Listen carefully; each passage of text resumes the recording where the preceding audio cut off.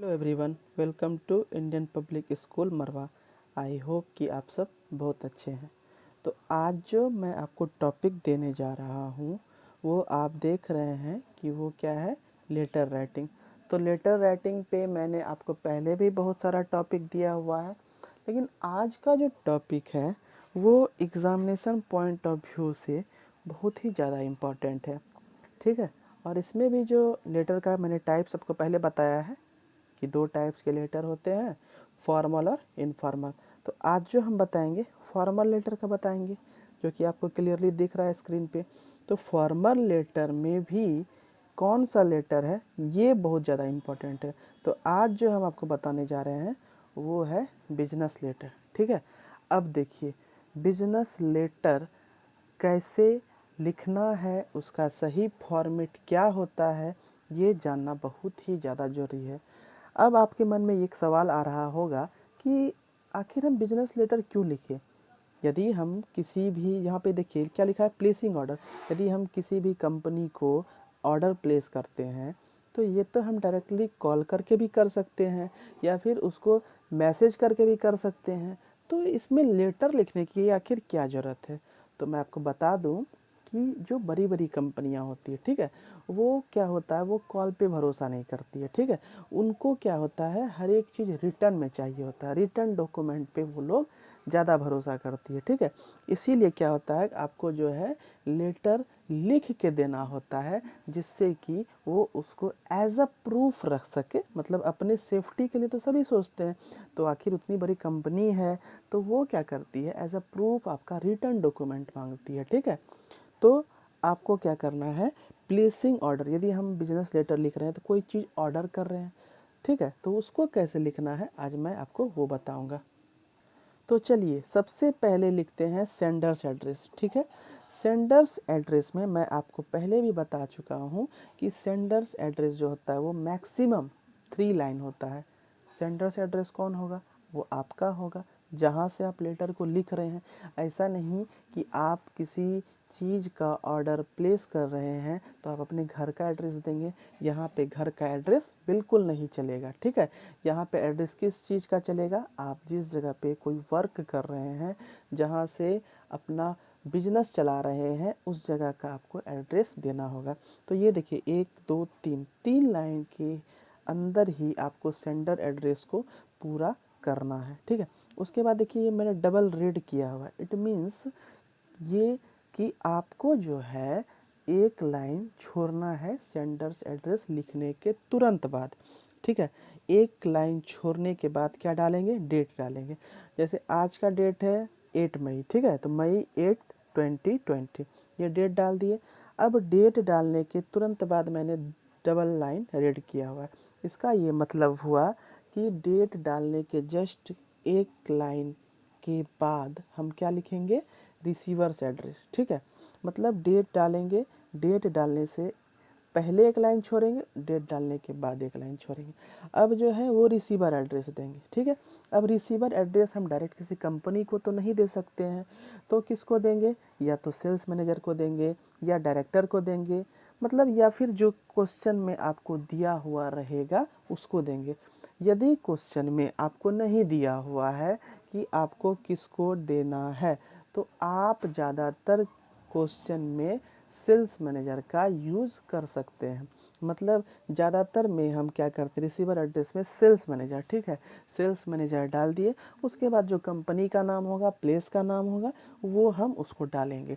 और एक चीज़, यदि आपके जहाँ भी आप मतलब मान लीजिए प्लेस कर रहे हैं ऑर्डर, ठीक है, उस कंपनी का नाम बहुत ही ज़्यादा बड़ा है, तो ऐसा नहीं है कि उस कंपनी का नाम बहुत ज़्यादा बड़ा है तो आप उतना बड़ा लिखेंगे।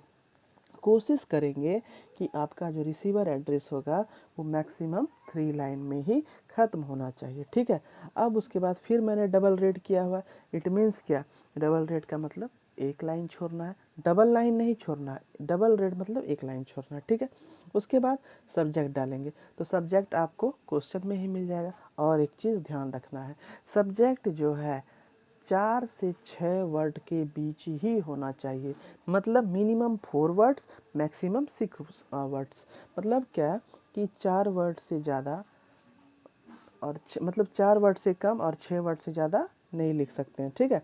अब आइए उसके बाद क्या था, सैल्यूटेशन। अब देखिए यहाँ पे हम सिर्फ सर और मैडम भी देखते हैं, बहुत बुक में लिखा हुआ है, बहुत जगह सर और मैडम भी है, तो वहाँ भी कोई दिक्कत नहीं है, ठीक है।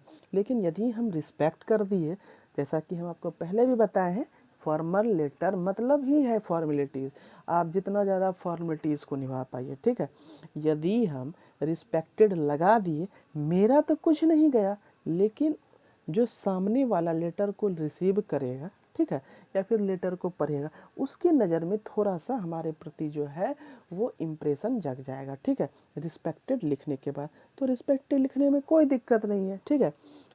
तो रिस्पेक्टेड सर, यदि आपको पता है सर तो सर, या रिस्पेक्टेड मैडम, ठीक है। अब आइए, अब मन में ये सवाल आता है कि बिजनेस लेटर तो लिखेंगे, लेकिन स्टार्ट कैसे करेंगे। अब देखिए, सपोज़ कीजिए कि आप किसी शॉपिंग मॉल में गए, आपको कुछ कपड़े खरीदने हैं, ठीक है। तो आप कभी ऐसा करेंगे कि डायरेक्ट जाके शॉपिंग मॉल में सीधा कपड़ा खरीद के वापस आ जाएंगे? कभी ऐसा नहीं करेंगे। आप क्या करेंगे, सबसे पहले कपड़े को देखेंगे, आप उसका कलर पसंद करेंगे, फिर उसके क्वालिटी को देखेंगे, और फिर आप उसको देखेंगे कि वो आपके लायक परफेक्ट है या नहीं। जैसे मान लीजिए, ऐसा तो नहीं है आप अपने से ज़्यादा बड़ा कपड़ा ले लीजिएगा या ज़्यादा छोटा, अपने ही हिसाब से लीजिएगा। अपना कलर देखिएगा, आपको कौन सा कलर अच्छा लग रहा है, फिर देखिएगा उसका क्वालिटी कैसा। बिना कुछ चेक किए तो आप नहीं लीजिएगा। इसको ही कहते हैं डायरेक्टली इंक्वायरी। वो हम डायरेक्टली इंक्वायरी करते हैं, और कुछ चीज़ होता है जिसका हम इनडायरेक्टली इंक्वायरी करते हैं। सपोज कीजिए आप जो है यहाँ रह रहे हैं, आपको दिल्ली से सामान मंगाना है, तो आप दिल्ली जाके डायरेक्ट फिर एक बार सामान देखने, फिर एक बार सामान का ऑर्डर देने, ऐसे तो नहीं जाइएगा। आप क्या कीजिएगा, जनरली फ़ोन कीजिएगा, पूछिएगा कि देखिए सर, हमको ये क्वालिटी का चाहिए, इतना इतना इसका स्पेसिफिकेशंस होना चाहिए, तो ये हमको किस रेंज में मिल जाएगा। जब भी ऐसा होगा तो फिर क्या होगा, वो आपको वहाँ से बताएगा, देखिए मैम, देखिए सर, आपको जो है इस तरह का रेंज का चाहिए, यदि इस तरह का स्पेसिफिकेशन चाहिए तो इस ब्रांड में ये क्वालिटी का इतने में मिल जाएगा। तो वो एक इंक्वायरी होता है, ठीक है। इसीलिए जब हम इंक्वायरी करेंगे तभी ऑर्डर करेंगे, ठीक है। तो इसीलिए सबसे पहला लाइन क्या लिखते हैं, this is with reference to the inquiry letter dated. मतलब देखिए, इसका क्या हुआ कि हम कोई इंक्वायरी किए होंगे, और जैसे आज का डेट है 8 मई, तो आपको आज का डेट नहीं, आज से 5 दिन 10 दिन बैक का डेट लिख देंगे, ठीक है, कि मैंने एक इंक्वायरी किया था इस डेट को, उस डेट पे जो है इंक्वायरी किए तो हमको अच्छा लगा, हम उस लेटर को ऑर्डर प्लेस करना चाहते हैं, ठीक है। मतलब उस जो आइटम्स का हम इंक्वायरी किए उससे रिलेटेड हम ऑर्डर प्लेस करना चाहते हैं, ठीक है। Regarding the purchase of materials, मतलब जो हमको मटेरियल परचेज करना, उसके रिगार्डिंग कोई भी मटेरियल जो कि आपको क्वेश्चन में दिया हुआ होगा उसको ही डालेंगे, ठीक है। तो अपने मन से क्या करना है, कोई भी मटेरियल्स को नहीं डालना है, ठीक है। उसके बाद देखिए, वी वुड, या तो आप वी डाल सकते हैं, या फिर आप यहाँ पे आई भी डाल सकते हैं, ठीक है। क्योंकि यदि आप अकेले कर रहे हैं तो आई कर सकते हैं, और ज़्यादातर मतलब आप किसी इंस्टीट्यूट के हैं तो उस इंस्टीट्यूट के बदले आप वी यूज़ कीजिएगा, ठीक है। आई या we would like to place an order of following seats. अब देखिए, अब ये तो नहीं है कि आप जो है एक चीज़ के लिए कोई ऑर्डर कीजिएगा। मतलब सपोज़ कि आपको कंप्यूटर मंगाना है या लैपटॉप मंगाना है, तो आप कंप्यूटर या लैपटॉप एक पीस तो नहीं मंगाइएगा। तो कंप्यूटर का भी होता है, कोई ब्रांड होता है, ठीक है, किस कलर का चाहिए आपको, ठीक है, कितने क्वांटिटी में चाहिए, या फिर आपका मोबाइल चाहिए तो कौन से ब्रांड का चाहिए, किस कलर का चाहिए, कितने क्वांटिटी में चाहिए। तो वो क्या करना है, आपको एक कॉलम बनाना होगा, ठीक है। कॉलम क्या क्या करके बनाएंगे, नंबर, मतलब नंबर 1 नंबर 2, कितना क्वांटिटी चाहिए, ठीक है। जैसे किसी का 4 क्वांटिटी चाहिए, किसी का 20 चाहिए, किस साइज का चाहिए, मे बी। अब देखिए, मोबाइल का भी स्क्रीन साइज होता है, लैपटॉप का भी स्क्रीन साइज होता है, तो साइज लिख सकते हैं। किस कलर का चाहिए तो कलर लिख सकते हैं। तो यहाँ पे शॉर्ट में जो है आप 2-3 आइटम्स को लिख दीजिएगा, जिससे क्या होगा, ये क्लियरली दिख जाए कि आपको क्या क्या चाहिए। अब आप बताइए, किसी को ऐसे बिजनेस लेटर आप ऑर्डर प्लेस कर दिए तो क्या वो आपको सामान देगा? कभी नहीं देगा। वो क्यों देगा आपको सामान? किसी लेटर से तो वो सामान नहीं दे सकता है। वो सामान तभी ना देगा जबकि आप उसको कुछ ना कुछ सेटिस्फैक्शन दीजिएगा, मतलब कि हम आपको पेमेंट कर चुके हैं कुछ और कुछ और करेंगे। तो इसके लिए क्या लिखेंगे, आई या वी, जैसा कि पता यदि यहाँ हम आई यूज़ कर रहे हैं तो यहाँ भी आई करेंगे, और यहाँ वी यूज़ कर रहे हैं तो यहाँ भी वी यूज़ करेंगे। ठीक है, we have already dash percent, तो मिनिमम तो आपको 50% रखना ही है। आप ज़्यादा भी लिख सकते हैं, लेकिन ये कभी नहीं लिख देंगे कि 100% पेमेंट। ठीक है, कोशिश करेंगे उसको 90 तक ही रखें, 50 to 90 के बीच ही रखें। इतना परसेंट जो है पेमेंट एट द बैंक, यहाँ पे आप बिल्कुल फ्री हैं। ठीक है, आपको जो बैंक अच्छा लगे, जो बैंक आपको अच्छा लग रहा है, चाहे HDFC, चाहे ICICI, चाहे SBI, चाहे एक्सिस बैंक, चाहे बैंक ऑफ बड़ौदा, जो बैंक आपको अच्छा लगे उस बैंक का आप नाम डाल सकते हैं। ठीक है, टुडे मतलब टुडे एट टाइम, बैंक में मैंने आज जो है किस डेट को, 8 मई का ही डेट होना चाहिए। ठीक है, 8 मई को मैंने एट ए टाइम, अब कितने बजे आपने जमा किया ये भी तो पता होना चाहिए, क्योंकि आप जान रहे हैं बिजनेस लेटर है, वहाँ पे तो हर समय ट्रांजैक्शन होता है। तो आपको अपना टाइम, एग्जैक्ट टाइम मेंशन करना, ये नहीं कि एट 10 PM दे दिए या 10 AM दे दिए। ठीक है, ऐसा कुछ नहीं देंगे। 10 AM है तो कितना मिनट और कितना सेकंड यदि नहीं भी देंगे तो चलेगा, लेकिन मिनट देना जरूरी है। जैसे सपोज 11:55 PM, 11:55 पे मैंने पेमेंट किया, तो वो आपको यहाँ पे शो करना होगा। ठीक है, उसके बाद है आई या वी, दोनों में से जो लिख रहे हैं वही लिखेंगे।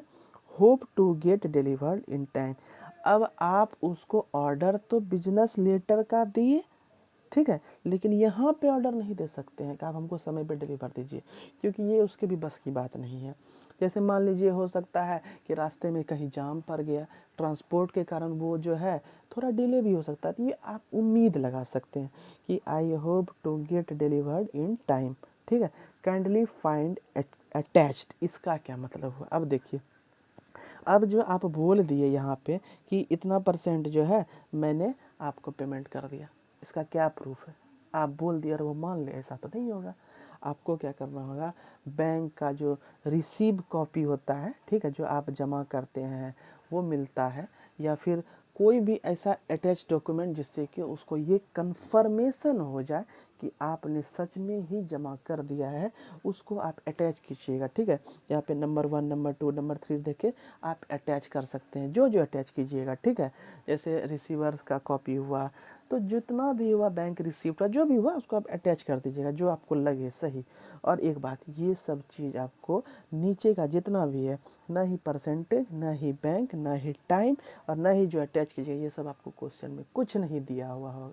ठीक है, आपको क्या करना है, इसको खुद से सेल्फ से अटैच करना है। ठीक है, अपना बना के अटैच करना है। ठीक है, उसके बाद योर्स फेथफुल्ली, ठीक है, यहाँ पे अपना नाम डालिएगा, और हर बार बताते हैं जब तक क्वेश्चन में नाम दिया हुआ नहीं हो अपना नाम नहीं लिखना है। यदि मान लीजिए कि क्वेश्चन में नाम छूट गया है तो आपको हर हाल में XYZ ABC ही लिखना है, कभी भी अपना नाम नहीं डालना है। यदि नहीं भी नाम दिया हुआ हो फिर भी नहीं डालना है, यदि दिया हुआ तो और अच्छी बात है। और डेजिग्नेशन, डेजिग्नेशन मतलब क्या हुआ कि आप हो सकता है जिस इंस्टीट्यूट में आप काम कर रहे हैं वहाँ कोई ना कोई तो आपका पोस्ट होगा, तो उस पोस्ट को आपको लिख देना है। या फिर यदि आपका सेल्फ का बिजनेस है, ठीक है, तो आप उस समय डेजिग्नेशन नहीं डालेंगे। ठीक है, सिर्फ नाम डाल के छोड़ देंगे। तो आशा करते हैं ये जो फॉर्मेट है ये क्लियर होगा। और एक चीज़ आपके मन में आ रहा होगा, सर ये तो आप बता दिए प्लेसिंग ऑर्डर में ये सब लिखना है, तो आपको मैं बता दूं, यदि आपको एग्ज़ाम में प्लेसिंग ऑर्डर में कोई भी क्वेश्चन आता है तो आपको ये लाइन आँख कान बंद करके आराम से लिखना है, मतलब this is with reference to the inquiry. तो कोई भी लेटर, जैसा कि हम पहले ही बताए, बिना इंक्वायरी किए हम नहीं लिख सकते। ठीक है, तो इंक्वायरी किए तो वो हम लिख देंगे, किस डेट को किए, प्रीवियस डेट को करेंगे। ठीक है, और कौन सी परचेज मटेरियल्स को करने के लिए किए, मतलब किस मटेरियल को हमको परचेज करना, वो तो हम किए ही होंगे इंक्वायरी। यदि इंक्वायरी किए ना तो किसी न किसी मटेरियल को परचेज करने के लिए ही किए होंगे, तो वो लिखना है। ठीक है, अब ऑर्डर आप डायरेक्ट ये भी लिख सकते हैं starting, I would like to place and order of following seats, ये डायरेक्ट लिख सकते हैं। लेकिन आप ज़रा सोचिए, यदि ये लाइन एक लाइन एक्स्ट्रा आप जोड़ दीजिएगा तो आपका तो सबसे बड़ी बात ये होगा कि आपका वर्ड्स बढ़ गया, एक लाइन हो गया, और ये जो एक इम्प्रेसिव लाइन हो जाएगा, ठीक है। और ये बहुत ही ज़्यादा इफ़ेक्ट करेगा एग्जामिनेशन में आपका जो है ये इम्प्रेशन बढ़ा देगा, ठीक है। क्योंकि आप एग्जामिनेशन में जाके खुद को तो वहाँ रिप्रेजेंट कर नहीं सकते हैं कि सर मैं ये हूँ, मैं वो हूँ, तो आपका रिप्रेजेंटेशन जो है ये लाइन कर देगा, ठीक है। अब उसके बाद मैं आपको एक क्वेश्चन देता हूँ, इस पर आपको क्या करना है, प्रैक्टिस करना है, ठीक है। अब आइए, क्वेश्चन क्या है, Mrs Geeta Prasad is the sport instructor in Indian public school, आप ही के स्कूल का नाम है, ठीक है। The principal of the school asks her to place an order for purchasing footballs, cricket kits, volleyball nets, badminton rackets and handball. तो ये सब आपका टोटल स्पोर्ट्स आइटम्स है, ठीक है। इसको आपको परचेस करना है। कहाँ से परचेस करना है, तो ये भी आगे लिखा होगा। Mrs Prasad decides to place an order with Messrs Singhania sports Patna, मतलब सिंघानिया स्पोर्ट्स करके पटना में है, एक स्पोर्ट्स शॉप होगा, वहाँ से आपको परचेस करना है। Write the order letter in your own words on her behalf. On her behalf मतलब किसके बिहाफ में, मिसेस गीता प्रसाद के बिहाफ में आपको लेटर लिखना है। और क्या क्या परचेस करना है, cricket kits, volleyball net, badminton racket and handball. और एक बात, जो क्वांटिटी होगा वो आप अपने मन से लगाइएगा, वो आपको क्वेश्चन में कभी नहीं दिया हुआ होगा। ये जो है आपका टेस्ट होता है कि आप क्वांटिटी कितना अपने मन से लगाते हैं, आप उस हिसाब से लगाइए जो कि सही लगे। आप एक चीज़ ध्यान में रखते हुए लगाइएगा, ये एक स्कूल है, ठीक है। एक स्कूल में कितने हैंडबॉल, कितने वॉलीबॉल की ज़रूरत हो सकती है, वो आपको खुद से सोचना है, वो क्वेश्चन में नहीं दिया हुआ होगा, ठीक है। तो इसको प्रैक्टिस कीजिए और क्या कीजिए, इसको मेरे पर्सनल व्हाट्सएप पे सेंड कीजिए, ठीक है। तो आज के लिए इतना ही। घर पर रहिए, सुरक्षित रहिए और थैंक यू।